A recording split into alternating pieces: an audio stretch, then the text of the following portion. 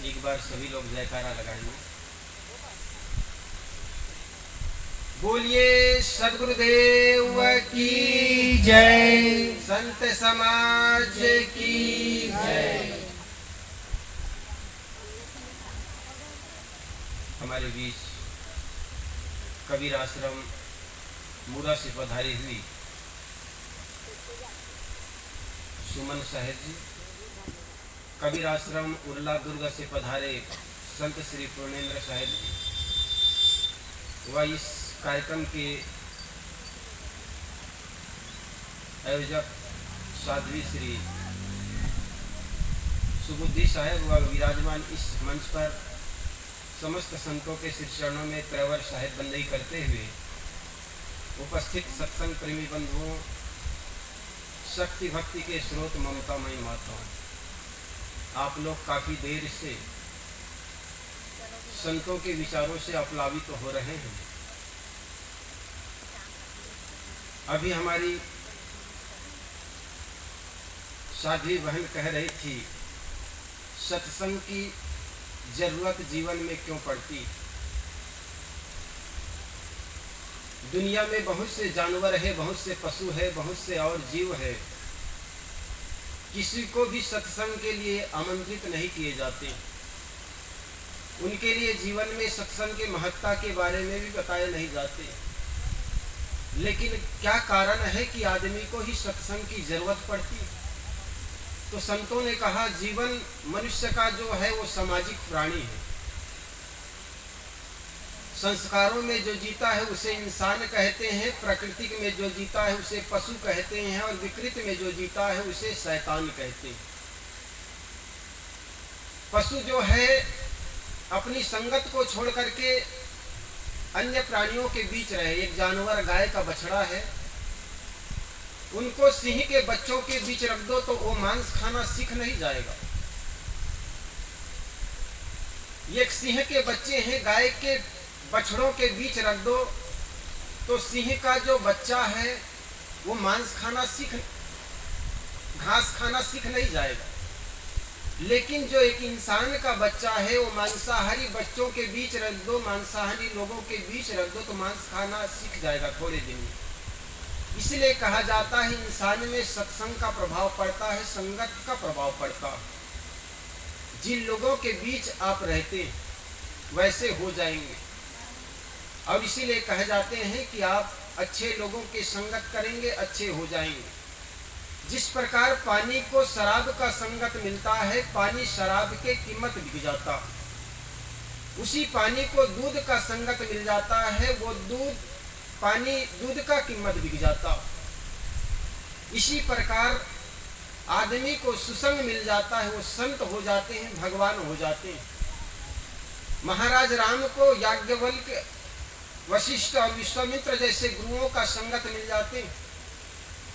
वे वो गुरु के बताए हुए मार्गों पर चलता है, वे भगवान हो जाया करते। और वही एक बच्चा कुसंग में पड़ता है, वो शराबी हो जाता है, दुनिया के लिए निंदा का कारण बन जाते हैं। तो हम किसकी संगत करते हैं ये बड़े महत्वपूर्ण है। इसलिए संत बताते हैं कि आप सुसंग कीजिए, सत्संग कीजिए, और सत्संग करने वाले के जीवन में सुंदर बुद्धि आ जाती। आदमी धन इकट्ठा कर लेता है लेकिन धन का उपयोग कैसे हो इसके बारे में जानकारी ना हो तो धन आपका ही दुख का कारण बन जाएगा। आपके पास अच्छे लोग हैं, उन लोगों का उपयोग आप जानेंगे नहीं तो वही लोग आपके शत्रु हो जाएंगे। महाराज राम के पास सुंदर भाई थे विभीषण। विभीषण का सदुपयोग नहीं कर पाए, उसको प्रेम दे नहीं पाए, वही शत्रु बन गए। और अपने अंतिम समय में जब राम से पूछा, महाराज रावण मरणासन में थे, महाराज राम से पूछने लगे रावण की बात क्या है। मैं तुमसे शक्तिशाली हूँ, आपसे बलशाली हूँ, विद्या में भी प्रकांड विद्वान हूँ, पंडित हूँ, उत्तम कुल कुलस्थ की नाती हूँ, ब्राह्मण कुल में पैदा हुआ हूँ, तू तो राजकुल क्षत्रिय कुल से हो, मेरा बड़ा परिवार है, 100 लाख पूत 1.25 लाख नाती कहे जाते हैं। बलशाली हूँ, धनवान हूँ, सब चीजों में आपसे अधिक हूँ, लेकिन क्या कारण है कि आपका विजय हो गया और मेरी हार हो गई। तब महाराज राम ने कहा कि मेरे भाई मेरे साथ है और आपके भाई आपका खिलाफ है। ये क्या प्रभाव है, किसका प्रभाव है? सत्संग का। रावण के कोई गुरु नहीं थे, महाराज राम के 2-3 गुरु थे।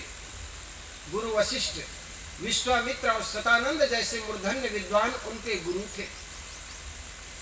और जिनके गुरु हो जाते हैं उनके जीवन की शुरुआत हो जाती, और जिसके जीवन में गुरु नहीं आया उनके जीवन की शुरुआत भी नहीं हुई।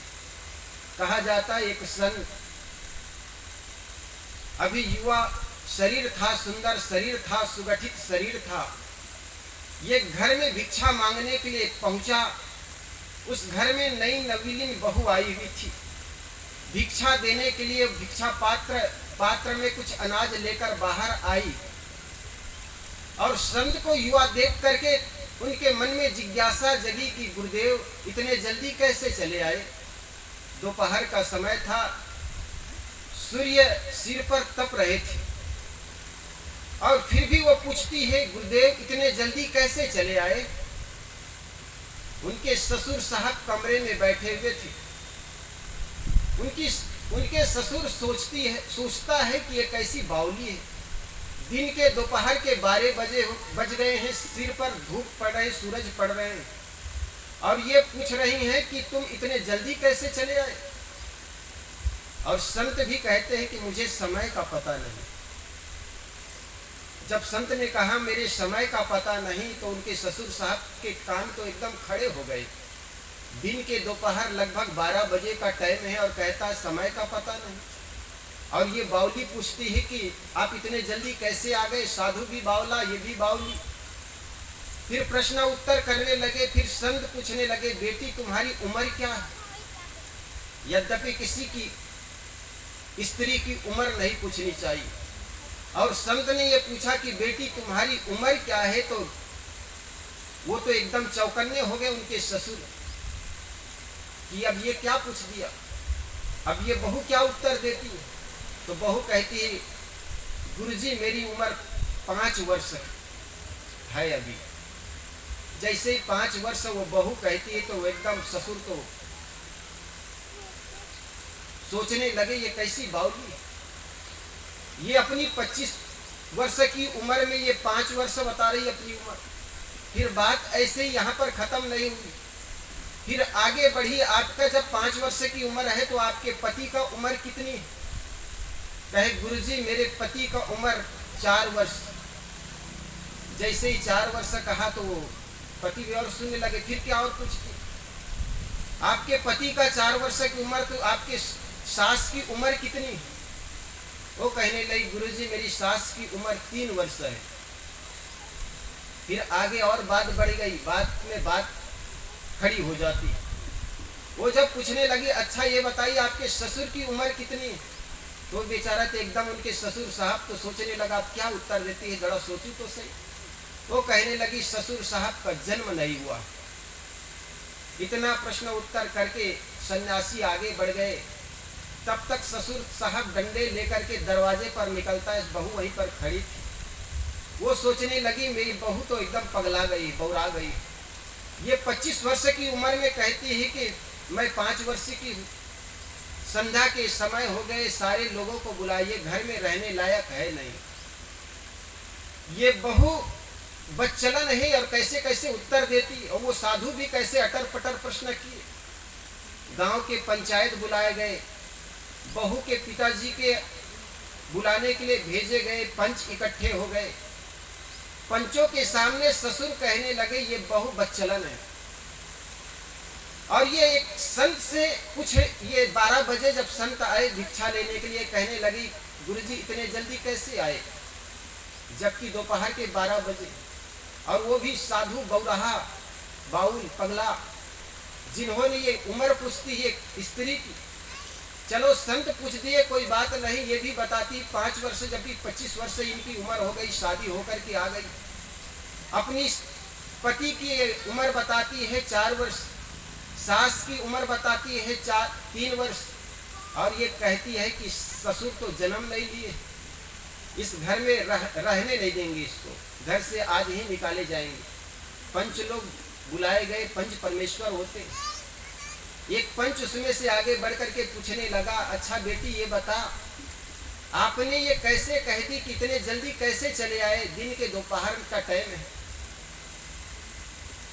तब उनकी बहू कहने लगी, गुरुजी पंच भगवान, मेरे घर में संतों का आना जाना होता है, इसलिए मैं ये गूढ़ प्रश्नों का उत्तर मैं भली भांति जानती हूँ। और गुरुजी को मैं इसलिए पूछा कि गुरुजी आपकी उम्र कोई अधिक है नहीं, 21 वर्ष की उम्र में कोई साधु होने का टाइम होता। संसारी लोग यही सोचते हैं साधु तो 55 में होता है, बचपन में कहाँ होता। बचपन तो खेलने खाने की उम्र होती, और ये बचपना में ही 21 वर्ष की उम्र में ही सन्यासी बनकर के भिक्षा लेने के लिए दरवाजा पर चले आए। तो मैं पूछने लगी कि गुरुजी इतने जल्दी कैसे चले आए, कारण क्या है। तो उन्होंने बताया, बेटी समय का पता नहीं, अगर ये बताओ किसके मौत का कोई टाइम है, पता है क्या। मौत की किसी का पता नहीं, कब चले आए।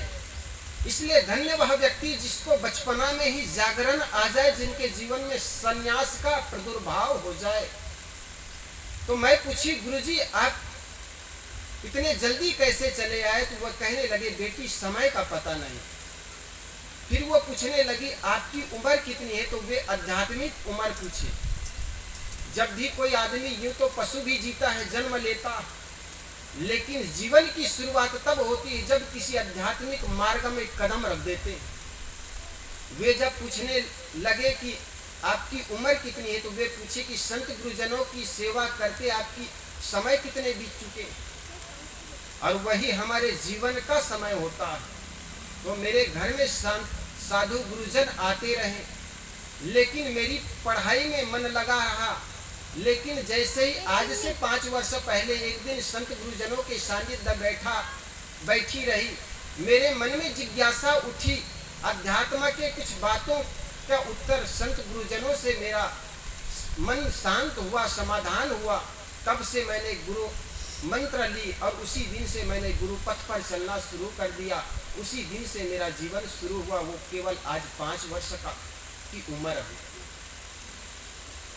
आए हुए पंचले सोचे ये बहुत बड़े आध्यात्मिक जीवन जी रही, और ये सोच करके उस घर के मालिक को कहा, अरे भाई तुम्हारे बहुत बड़े आध्यात्मिक जीवन, बड़े सौभाग्यशाली है, आपके घर में बहू नहीं बल्कि एक लक्ष्मी आई है।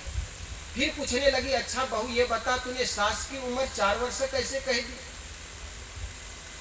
तब बहू कहने लगी कि पंच भगवानों क्या बताऊं, जिस दिन से मैं इस घर में शादी होकर के आई हूँ, वो कुल मेरी उम्र शादी होकर के मैं 4 वर्षों से आई हूँ, और मैं संत गुरुजनों के पास जैसे जाती तो इनके मन में भी जिज्ञासा जगी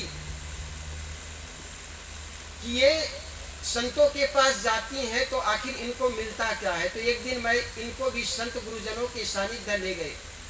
पहले तो मैं अपने पति के साथ जाती रही, पति को 4 वर्ष हुए संत गुरुजनों से जुड़े, और सास को 3 वर्ष हुए, लेकिन ससुर साहब का आना जाना अभी तक संतों के सानिध्य में आए गए नहीं, इसलिए इनका जन्म भी नहीं हुआ।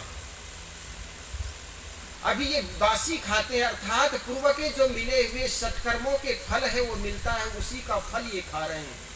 तो इस गूढ़ अर्थ को उनके ससुर साहब ने नहीं समझा, और वे बहू के ऐसे प्रश्नों का गलत अर्थ निकाल लिए। तो कहने का मतलब कुल अर्थ है कि वहां के पंचों ने कहा, यार तुम बड़े सौभाग्यशाली, तुम्हारे मन में जिस ढंग से ये विचार था कि तुम्हारी ये बहू गलत है, ये गलत नहीं, बल्कि तुम्हारे घर में सुंदर बहू आई। बहू के जो माँ बाप थे आए हुए थे, उनके हाथ जोड़कर कहने लगे, भाई साहब आपने एक बहू अपनी बेटी नहीं बल्कि एक लक्ष्मी को आप दी, आपको धन्यवाद, जो कि इतने सुंदर संस्कारी बेटी पाल पोस करके आपने हमारे घर में एक बहू के रूप में आपने दिया, आपको धन्यवाद। इस प्रकार उनको माफी मांगने लगे। तो कोई भी बहू, कोई भी बेटी जब सत्संगी होती तो सत्संग केवल अपने लिए नहीं। देखो किसी के घर में कोई बेटी जब बिगड़ जाती, कोई गांव के कोई बेटी बिगड़ जाती, तो वो बेटी ही नहीं बिगड़ती बल्कि उनके माँ बाप को भी ओलवा देते हैं, उस गांव को भी ओलवा देते हैं जिस गांव में वो बेटी या बेटा जन्म लेते हैं। और वही गांव के बेटा या बेटी दुनिया में अपने नाम रोशन कर आते हैं। उस गांव के लोगों का प्रशंसा होता है, उस गांव के माँ बाप के प्रशंसा होते हैं। तो हम जिस जगह पर आज सत्संग कर रहे हैं, और ये सत्संग का अर्थ है जीवन परिवर्तन स्थल कहते हैं, परिवर्तन स्थल, जहाँ पर इंसान को बदला जाता। आज हम इंसान नहीं, बैल के, इंसान के खोल में बैल बैठा है। हमारे आचरण को देखें, हमारे स्वभाव को देखें तो कितने हमारे स्वभाव गंदे, हमारे आचरण गंदे। और जो व्यक्ति अपने जीवन की शुरुआत सुधारने में लगा लेता है, उस दिन से जानना आदमी का जीवन की शुरुआत हो जाती, जिंदगी की शुरुआत हो जाती। और इसी के लिए हम सब इस सुंदर सत्संग में आए, और सत्संग का आयोजन भी इसीलिए किया जाता। अभी लगातार 2 दिनों से आप लोगों के बीच सत्संग की चर्चाएं, सत्संग की सभाएं होती रहेंगी, जिसमें बहुत सी बातों का आपके मन में रहे, कई प्रश्नों का समाधान। जीवन में कई बार ये प्रश्न होता है, कबीरपंथी भगवान को नहीं मानते, जाति पात को नहीं मानते, इनके अपने स्वतंत्र विचार होते हैं, कोई ग्रंथ मत पंथ की बात नहीं करते। बात बिल्कुल सही है। ये सारे प्रश्नों का समाधान लगातार अभी 2 दिनों से आप सुनेंगे। आज की सत्र आज कुछ देर से शुरू हुई, और मैं भी कुछ देर से आया यहाँ पर, इसलिए मैं अपनी वाणी को देता हूँ विराम। इसी के साथ बोलिए सद्गुरुदेव की जय।